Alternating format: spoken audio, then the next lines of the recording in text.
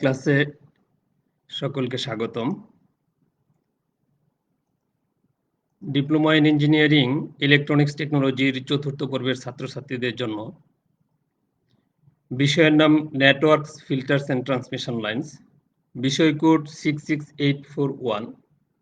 আজকে অষ্টম ক্লাস। পাঠ পরিকল্পনা উপস্থাপনায় আমি Mohammad Kamruzzaman, instructor tech electronics, Mymensingh polytechnic institute, Mymensingh.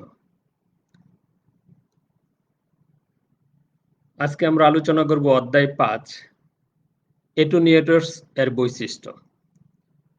অধ্যায় 5 সিলেবাস অনুযায়ী যা আছে, 5.1 এ আছে অ্যাটেনুয়েটরের সংজ্ঞা, 5.2 তে আছে ডেসিবেল এবং নেপার এককে অ্যাটেনুয়েশনের ব্যাখ্যা, 5.3 তে আছে অ্যাটেনুয়েটিং নেটওয়ার্কের সাধারণ বৈশিষ্ট্য, 5.4 এ আছে সিমেট্রিক্যাল এবং অ্যাসিমেট্রিক্যাল ট্রি, পাই এবং এল টাইপ নেটওয়ার্ক সংশ্লিষ্ট অ্যাটেনুয়েটরের গাণিতিক বর্ণনা প্রদর্শন। 5.5 এ হচ্ছে পরিবর্তনশীল ও ল্যাডার অ্যাটেনুয়েটর।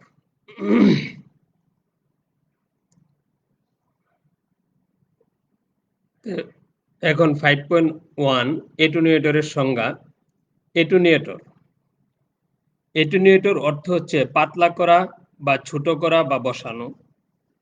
একটা ট্রান্সমিশন লাইন এর নেটওয়ার্ক ম্যাচিং অবস্থা একদম ঠিক রেখে পাওয়ারের অনুপাত থেকে অ্যাটেনুয়েটর নির্ণয় করা যায়।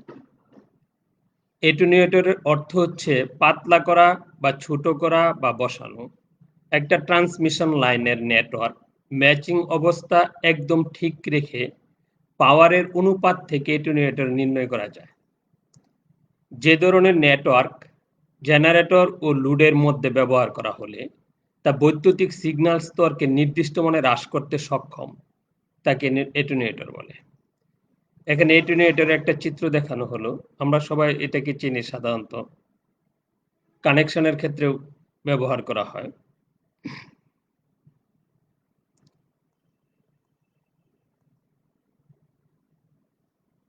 তারপরে হচ্ছে অ্যাক্টিভ এবং প্যাসিভ ফিল্টারের সংজ্ঞা। অ্যাক্টিভ ফিল্টারে অ্যাক্টিভ উপাদান এবং প্যাসিভ উপাদান বিদ্যমান। এতে অ্যাটেনুয়েশন বেশি পাওয়া যায়। অ্যাক্টিভ উপাদান হলো ট্রানজিস্টর, অ্যামপ্লিফায়ার ইত্যাদি, এবং প্যাসিভ উপাদান হলো রেজিস্ট্যান্স, ইন্ডাকট্যান্স এবং ক্যাপাসিট্যান্স। অ্যাক্টিভ ফিল্টারে বায়াসিং ভোল্টেজ প্রয়োগ করতে হয়। অ্যাক্টিভ ফিল্টারের পারফরমেন্স ভালো, অপেক্ষাকৃত উচ্চ ফ্রিকোয়েন্সিতে ভালো কাজ করে। অ্যাক্টিভ ফিল্টারে অ্যাক্টিভ উপাদান এবং প্যাসিভ উপাদান বিদ্যমান। এতে অ্যাটেনুয়েশন বেশি পাওয়া যায়। অ্যাক্টিভ উপাদান হলো ট্রানজিস্টর, অ্যামপ্লিফায়ার ইত্যাদি, এবং প্যাসিভ উপাদান হলো রেজিস্ট্যান্স, ইন্ডাকট্যান্স এবং ক্যাপাসিট্যান্স। অ্যাক্টিভ ফিল্টারে বায়াসিং ভোল্টেজ প্রয়োগ করতে হয়। অ্যাক্টিভ ফিল্টারের পারফরমেন্স ভালো, অপেক্ষাকৃত উচ্চ ফ্রিকোয়েন্সিতে ভালো কাজ করে। এখানে একটি অ্যাক্টিভ ফিল্টারের চিত্র দেওয়া আছে, যেখানে প্যাসিভ উপাদান যেমন ক্যাপাসিটর, রেজিস্টর, এগুলো কি প্যাসিভ উপাদান, ইন্ডাক্টর প্যাসিভ উপাদান, এবং এখানে আছে একটা কি অপ এম এমপ্লিফায়ার বা অপারেশন এমপ্লিফায়ারের চিত্র। তাহলে এই দুইয়ের সমন্বয়ে যে সার্কিটটা তৈরি হয়েছে, এটা হচ্ছে অ্যাক্টিভ ফিল্টার।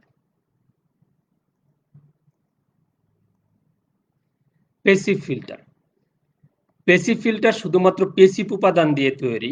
এ ধরনের ফিল্টার উপাদানগুলো হলো আরএলসি, আরতে রেজিস্টর, এলতে ইন্ডাক্টর, সিতে ক্যাপাসিটর। এই ধরনের ফিল্টার এর অ্যাটেনুয়েশন কম হয়। প্যাসিভ ফিল্টারে কোনো বায়াসিং এর প্রয়োজন হয় না। এই ফিল্টারের পারফরমেন্স কম, উচ্চ ফ্রিকোয়েন্সিতে ভালো কাজ করে না। প্যাসিভ ফিল্টারে একটা চিত্র দেখানো হয়েছে, এখানে ক্যাপাসিটর এবং রেজিস্টর, এবং যদি ইন্ডাক্টর থাকে তাহলে ইন্ডাক্টর মাধ্যমে এই প্যাসিভ ফিল্টার তৈরি করা হয়। তার হচ্ছে ডেসিবেল এবং নেপার একক অ্যাটেনুয়েশনের ব্যাখ্যা। অর্থাৎ অ্যাটেনুয়েটরের দুই ধরনের একক ব্যবহার করা হয়, একটা হচ্ছে ডেসিবেল আর একটা হচ্ছে নেপার। এটুনিয়েশনকে ডেসিবেল বা নেপার এককে প্রকাশ করা যায়, অর্থাৎ এটুনিয়েশন এর একক হচ্ছে ডেসিবেল বা নেপার। নিচে একটি 4 প্রান্তীয় নেটওয়ার্ক অঙ্কন করা হলো। যেমন এখানে একটা ইনপুট টার্মিনাল, আউটপুট দুইটা টার্মিনাল, এটা একটা 4 প্রান্তীয় নেটওয়ার্ক, 4 টার্মিনাল নেটওয়ার্ক। তারপরে এখানে একাধিক ইম্পিডেন্স যুক্ত এবং 4 টার্মিনাল নেটওয়ার্কের মাধ্যমে নেটওয়ার্ক দেখানো হয়েছে আর কি, যে এই দুইটা টার্মিনাল এখানে একাধিক ইম্পিডেন্স ব্যবহার করা হয়েছে, যেটা একটা 4 প্রান্তীয় নেটওয়ার্ক। এই 4 প্রান্তীয় নেটওয়ার্কের ক্ষেত্রে আমরা প্রমাণ করব যে ডেসিবেল এবং নেপার এককে এটুনিয়েশনের ব্যাখ্যা। এটুনিয়েশন কিভাবে ডেসিবেল এবং নেপার এককে ব্যবহার করা হয়। ধরা যাক একটা 4 প্রান্তীয় নেটওয়ার্কের ইনপুট ভোল্টেজ হচ্ছে V1, ইনপুট কারেন্ট I1 এবং ইনপুট পাওয়ার P1। অর্থাৎ আমরা যে আগে যে 4 প্রান্তীয় নেটওয়ার্কটা বৈশিষ্ট্য ব্যবহার করছি, যে এখানে যে ইনপুট ভোল্টেজ যদি V1 হয়, ইনপুট কারেন্ট যদি I1 হয় এবং ইনপুট পাওয়ার হচ্ছে P1। তো এরকম আউটপুটের ক্ষেত্রে হবে কি, output V2, output voltage V2, output current I2 এবং আউটপুট পাওয়ার হচ্ছে P2। যদি আমরা এরকম ধরে নেই, তাহলে আমরা পাবো যে একটি 4 প্রান্তীয় নেটওয়ার্কের input voltage V1, input current I1, input পাওয়ার P1, আবার একটি 4 প্রান্তীয় নেটওয়ার্কের output voltage V2, output current I2 এবং আউটপুট পাওয়ার P2। তো বেলের সংজ্ঞা হচ্ছে যে ইনপুট পাওয়ার ও আউটপুট পাওয়ারের অনুপাতের মানকে বেল বোঝায়, অর্থাৎ 1 বেল সমান সমান 10 log 10 P1 by P2, log 10 P1 by P2। এটা বেলের সংজ্ঞা থেকে আমরা পাই।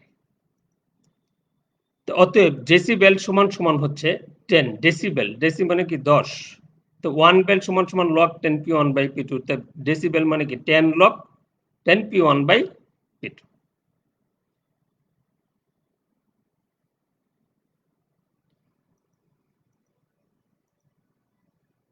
সুতরাং এটুনিয়েটেড নেটওয়ার্কের এটুনিয়েশন হচ্ছে 10 log 10 P1 by PB dB decibel. এটা 1 নং সমীকরণ। তা আমরা নরমালি জানি যে P1 সমান সমান কি, যে আয়ন স্কয়ার R0, অর্থাৎ রেজিস্ট ইম্পিডেন্স বা রেজিস্ট্যান্স যেটাই ধরা হোক না কেন R0, আর কারেন্টের বর্গ ইনটু তার রেজিস্ট্যান্স, অথবা ভোল্টেজের বর্গ বাই রেজিস্ট্যান্স, এটা হচ্ছে পাওয়ারের মান। তো সেই ক্ষেত্রে P2 তাই হবে যে P2 সমান সমান I2 স্কয়ার R0 বা V2 স্কয়ার বাই R0। তা R0 হচ্ছে নেটওয়ার্কের ক্যারেক্টারিস্টিক্স ইম্পিডেন্স। ভোল্টেজের ক্ষেত্রে ডেসিবেল এককে এটুনিয়েটর হচ্ছে 10 log 10 B1 square by Z0, B2 square by Z0। অর্থাৎ আমরা যখন কোনো ভোল্টেজের ক্ষেত্রে যখন আমরা P1 এর, এখানে কি এটুনিয়েশনের সংজ্ঞাতে কি আছে 10 log 10 P1 বাই P2, তো এখানে P1 এর মান আমি বসাই দিলাম BN স্কয়ার বাই R0 বা Z0, যেটা যে ইম্পিডেন্সের ক্ষেত্রে ধরা হয়, তো এখানে B স্কয়ার বাই Z0। সমাধান করার পর আমরা পাবো 20 log 10 B1 by B2 dB। আমরা আগের যে সমীকরণটা, এই সমীকরণ থেকে যদি আমরা সমাধান করি, অর্থাৎ Z0 ক্যান্সেল হয়ে যাবে, B1 বাই B2 স্কয়ার উপরে যাবে গা, এই পাশে 2 আসলে কি হয়ে যাবে, গুণ হয়ে যাবে। অর্থাৎ আমরা এটা সবাই বুঝতে পারতেছি যে কিভাবে 20 হলো 20 log 10 B1 by B2 dB। এবং কারেন্টের ক্ষেত্রে ডেসিবেল এককে এটুনিয়েটর 10 log 10, এরকম আবার P1 বাই P2 এর মান বসাই দিই কারেন্টের ক্ষেত্রে I1 square Z0, I2 square Z0। তাহলে সমাধান করার পর আমরা পাবো 20 log 10 I1 by I2 dB। তো নেপার এককে কারেন্ট এবং ভোল্টেজের অনুপাতের ই ভিত্তি লগারিদম দ্বারা এটুনিয়েশন নির্দেশ করে। নেপার এককে কারেন্ট এবং ভোল্টেজ অনুপাতের ই ভিত্তি লগারিদম দ্বারা এটুনিয়েশন নির্দেশ করে, অর্থাৎ নেপার এককে এটুনিয়েশন হচ্ছে ইন V1 বাই V2। কারেন্টের ক্ষেত্রে কি ইন I1 বাই I2, এখানে যেমন ডেসিবেলের ক্ষেত্রে এটা, নেপারের ক্ষেত্রে এটা। তা আমরা জানি এখন আবার কি P1 স্কয়ার, এটা আমরা আগেই দেখে আসছি যে আমরা জানি এটা P1 এটা হলে P2 ইকুয়াল এটা, এই দুইটা সমীকরণ আমরা আগেই পেয়েছি। সেই ক্ষেত্রে I1 সমান সমান কি হবে P1 root over P1 by Z0। তাহলে I2 V1 সমান সমান কি হবে রুট ওভার P1 Z0। এটা থেকে পাই এক নাম্বার থেকে পাই যেটা। আবার অনুরূপভাবে I2 সমান সমান P2 বাই Z0 এবং V2 সমান সমান রুট ওভার P2 Z0। তত পাওয়ারের অনুপাতে নেপার থেকে এটুনিয়েশন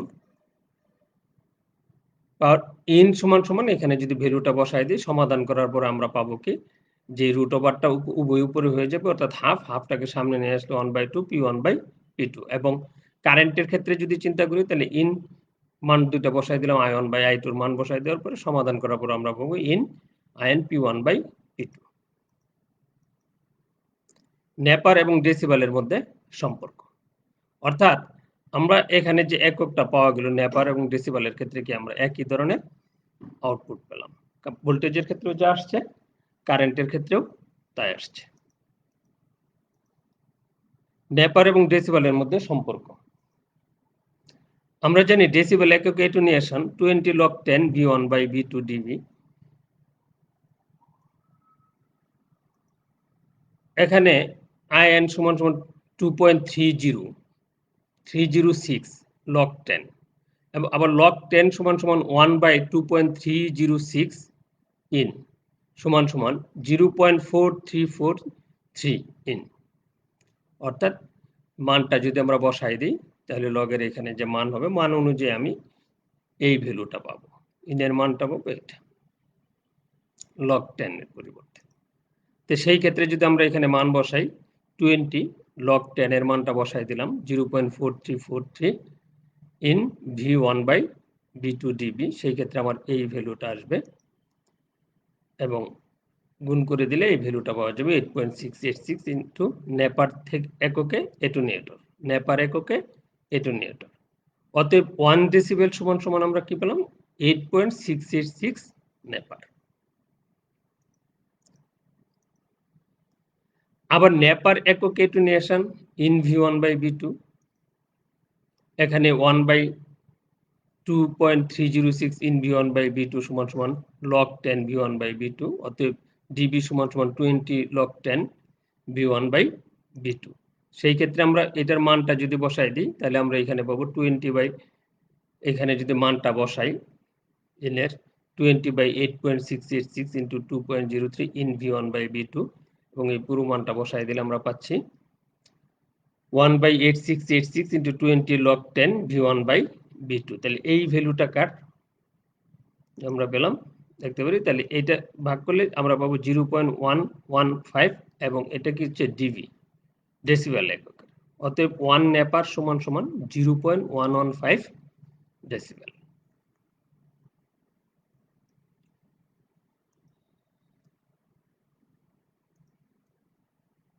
তারপরে হচ্ছে 5.3 এটুনিয়েটিং নেটওয়ার্কের সাধারণ বৈশিষ্ট্য।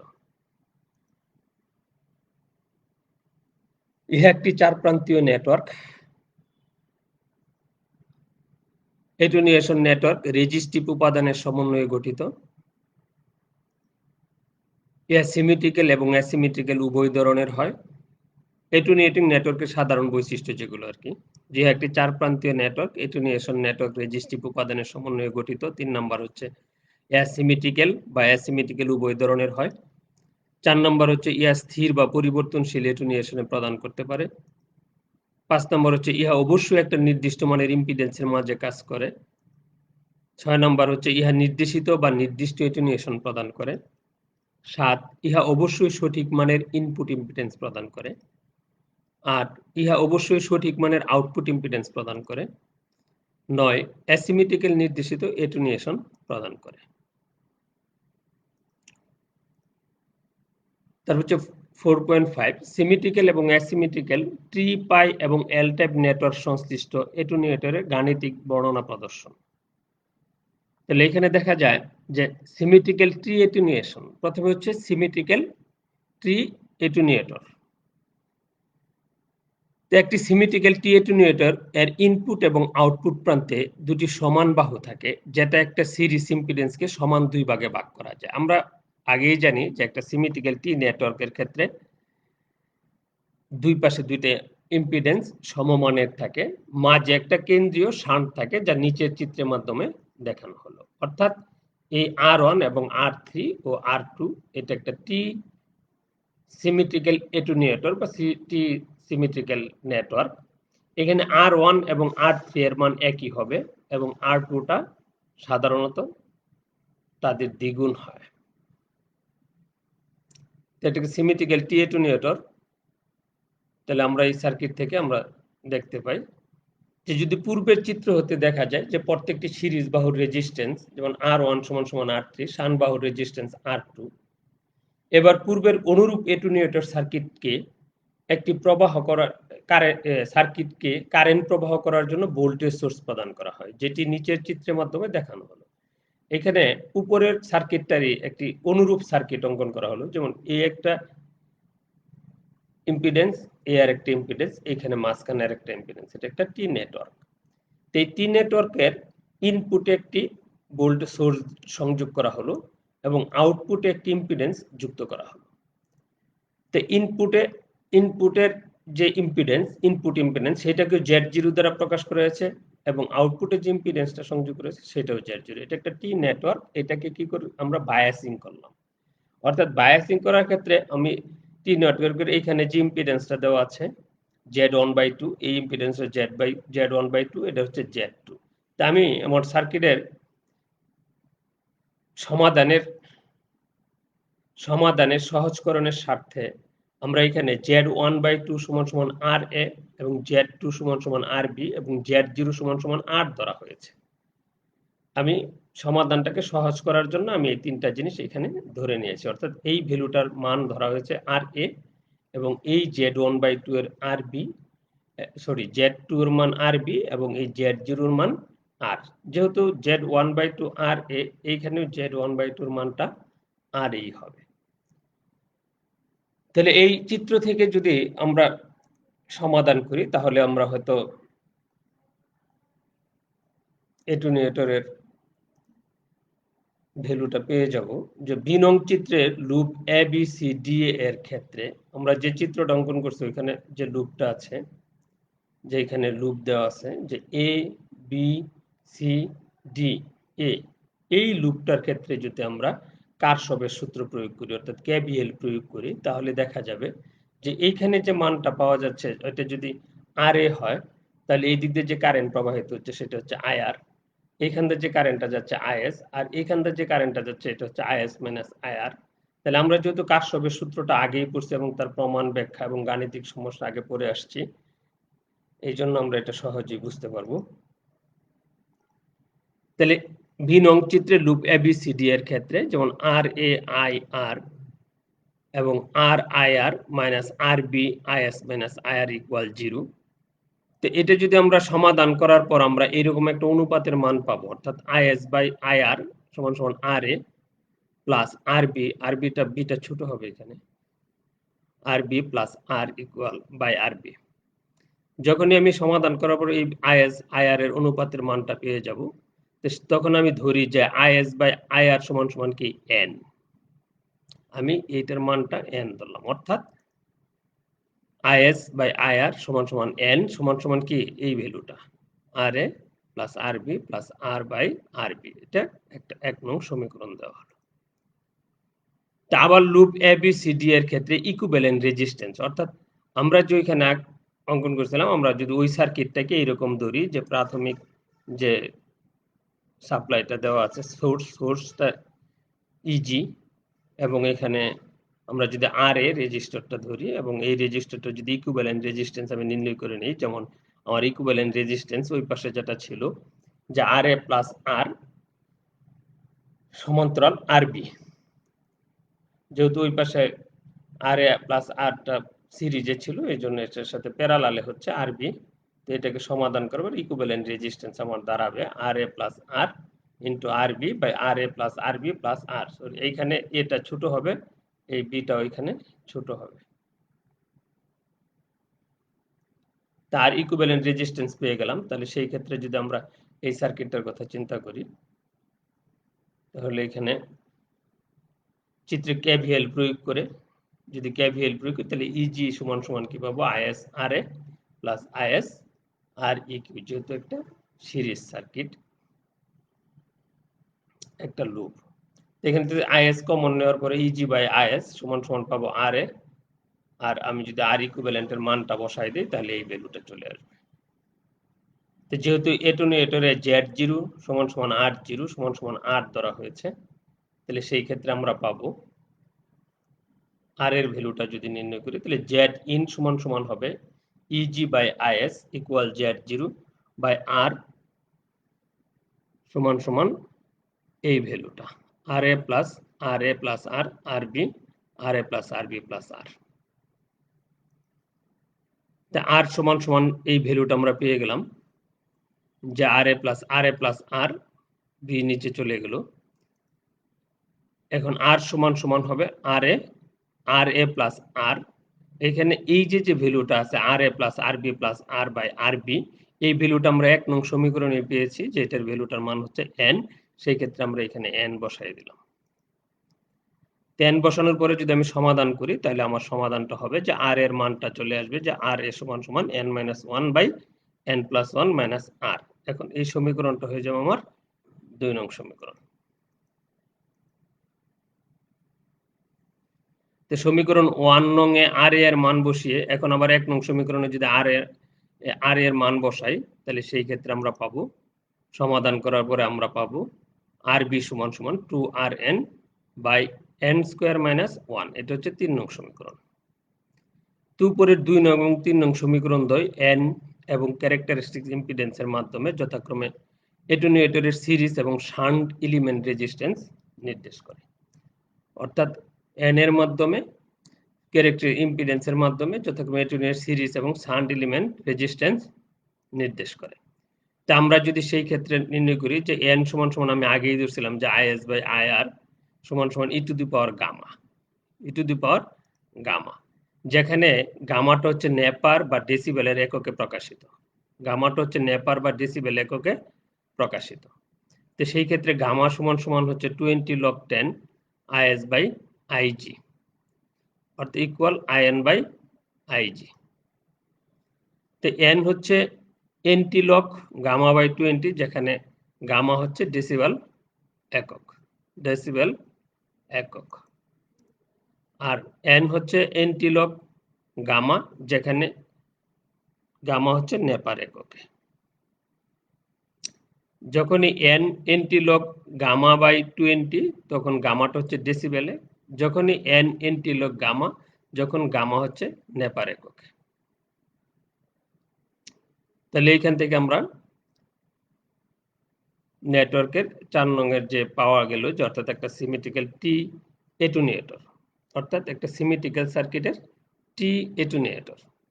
দেখুন এরকম অ্যাসিমেট্রিক্যাল নেটওয়ার্কের টি এটুনিয়েটর আছে,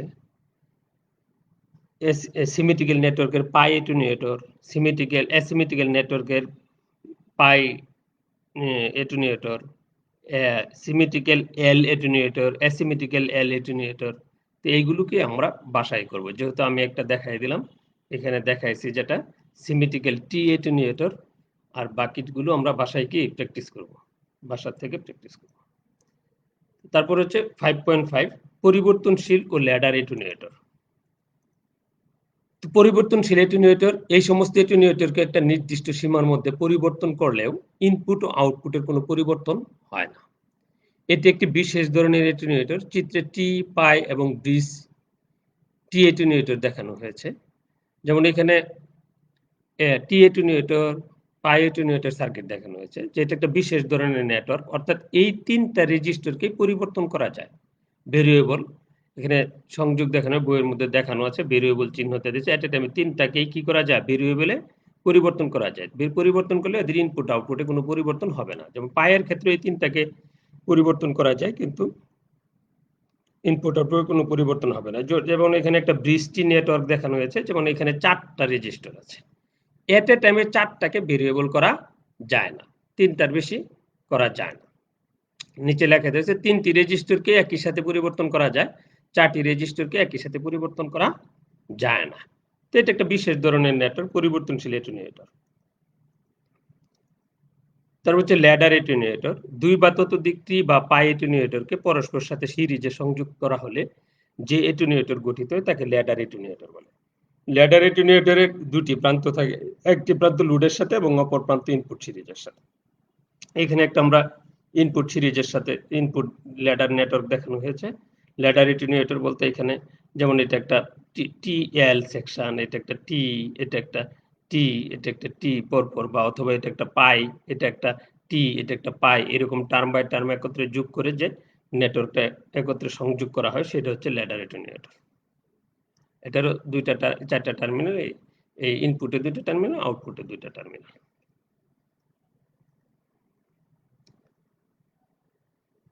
তো এখন অধ্যায় 5 আমরা 5.5 পর্যন্ত আলোচনা করলাম।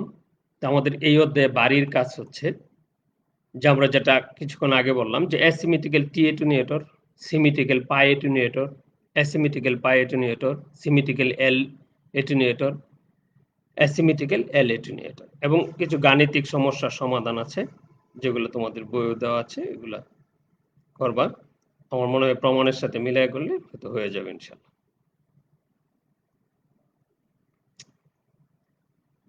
তারপর যদি কোনো প্রশ্ন থাকে, তোমাদের বুঝতে অসুবিধা হয়, তাহলে আগামী ক্লাস আবার একই দিন একই সময় আগামী বুধবার 8:30-এ এই ক্লাসে উপস্থিত থাকবো। যদি কোনো প্রশ্ন থাকে তাহলে হয়তো আমরা বোঝানোর চেষ্টা করব। তো বাড়ির কাজ যেটা দেওয়া হলো, তোমরা এই কাজগুলো কমপ্লিট করে তোমার যে সংশ্লিষ্ট টিচার আছে এই সাবজেক্টের, তোমরা তার কাছে জমা দিবে সেশনাল খাতা হিসাবে। তাহলে তোমাদের এই কোর্সটা সহজতর হবে।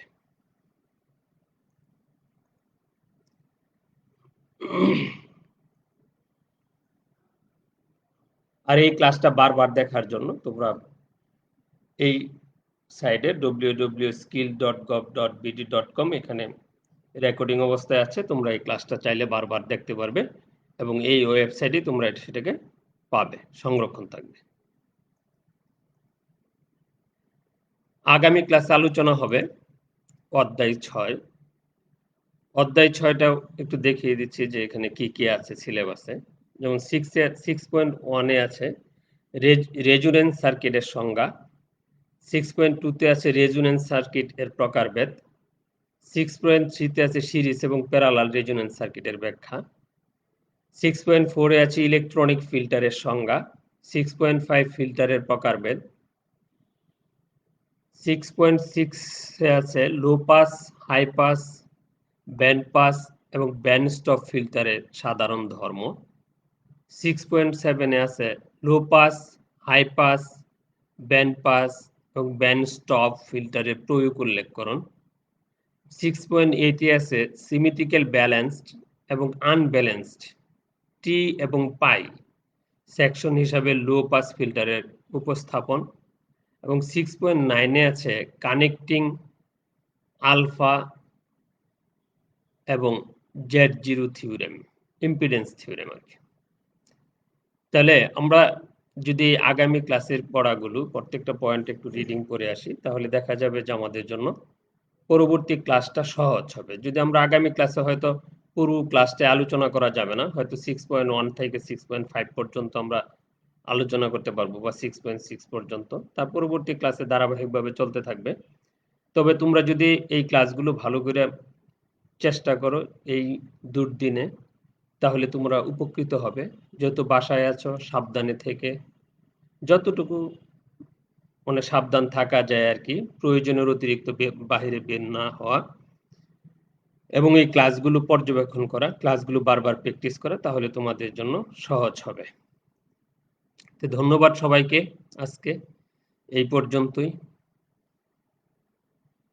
সবাই সুস্থ থাকো, ভালো থাকো এই কামনায়। আল্লাহ হাফেজ।